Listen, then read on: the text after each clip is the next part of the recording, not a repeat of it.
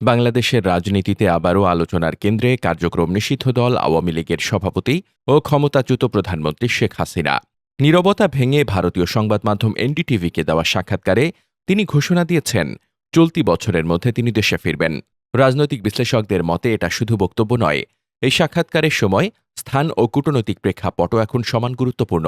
কূটনৈতিক বিশ্লেষকদের ভাষ্য, দক্ষিণ এশিয়ার বর্তমান ভূরাজনৈতিক বাস্তবতায় বাংলাদেশকে ঘিরে নতুন করে কৌশলগত প্রতিযোগিতা শুরু হয়েছে। ভারত তার পূর্বাঞ্চলের নিরাপত্তা, সীমান্ত ব্যবস্থাপনা, আঞ্চলিক সংযোগ এবং বঙ্গোপসাগর কেন্দ্রিক কৌশলগত স্বার্থকে অগ্রাধিকার দিচ্ছে। অন্যদিকে চীন অর্থনৈতিক বিনিয়োগ, অবকাঠামো এবং আঞ্চলিক যোগাযোগ প্রকল্পের মাধ্যমে ঢাকার সঙ্গে সম্পর্ক আরও গভীর করার চেষ্টা করছে। ফলে বাংলাদেশের অভ্যন্তরীণ রাজনৈতিক ঘটনাও এখন আঞ্চলিক শক্তিগুলোর দৃষ্টিতে কেবল অভ্যন্তরীণ বিষয় নয়, বরং বৃহত্তর কৌশলগত সমীকরণের অংশ। শেখ হাসিনার দেশে ফেরার ঘোষণা এমন এক সময় এসেছে যখন ঢাকা ও বেইজিংয়ের সম্পর্ক নতুন মাত্রা পাচ্ছে। দুই দেশের মধ্যে অবকাঠামো বিনিয়োগ, জ্বালানি নদী ব্যবস্থাপনা এবং সংযোগ নিয়ে একাধিক আলোচনাকে নতুন গতি দেওয়ার চেষ্টা চলছে। ব্রিক্সকে ঘিরে বাংলাদেশের আগ্রহ, তিস্তা নদী ব্যবস্থাপনা প্রকল্পে চীনের সম্ভাব্য সম্পৃক্ততা এবং মিয়ানমারের সঙ্গে সম্ভাব্য অর্থনৈতিক করিডোর নিয়ে আলোচনা, এসব বিষয় আঞ্চলিক শক্তিগুলোর কৌশলগত হিসাব নিকাশকে আরও জটিল করে তুলেছে।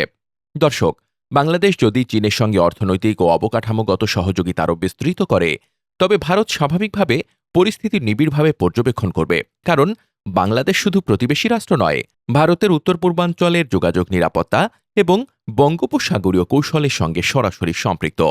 শেখ হাসিনা বার্তার পরপরই প্রতিক্রিয়া দিয়েছেন আন্তর্জাতিক অপরাধ আদালতের চিফ প্রসিকিউটর আমিনুল ইসলাম। তার মতে, দিল্লি থেকে বাংলাদেশে ফেরা শেখ হাসিনার বক্তব্য রাজনৈতিক স্ট্যান্ডবাজি। ২৪শে আগস্টের গণহত্যার দায়ে আইসিসি ও ক্ষমতাচ্যুত প্রধানমন্ত্রী শেখ হাসিনাকে মৃত্যুদণ্ড দিয়েছেন। সেই আদালতের চিফ প্রসিকিউটর শেখ হাসিনার বক্তব্য নিয়ে প্রতিক্রিয়া দিলেন। এমনকি শেখ হাসিনার দিকে চ্যালেঞ্জও ছুড়ে দিয়েছেন চিফ প্রসিকিউটর। সত্যি যদি সাহস থাকে, তবে দেশে এসে জুলাইয়ের বিচারের মুখোমুখি হন। তবে শেখ হাসিনার বক্তব্যে নতুন করে প্রশ্ন উঠেছে, এটি কি কেবলই একজন ক্ষমতাচ্যুত প্রধানমন্ত্রীর রাজনৈতিক অবস্থান তুলে ধরার প্রচেষ্টা, নাকি এর পেছনে আরও বড় কোনো কূটনৈতিক বা আঞ্চলিক বার্তা রয়েছে?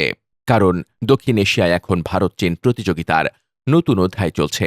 এই প্রতিযোগিতায় বাংলাদেশ একটি গুরুত্বপূর্ণ ভৌগোলিক ও কৌশলগত অবস্থানে রয়েছে। বঙ্গোপসাগর, আঞ্চলিক বাণিজ্য, জ্বালানি নিরাপত্তা, সমুদ্রপথ এবং বহুপাক্ষিক অর্থনৈতিক উদ্যোগ সব মিলিয়ে ঢাকা এখন দুই বৃহৎ আঞ্চলিক শক্তির কূটনৈতিক মনোযোগের কেন্দ্রে রয়েছে।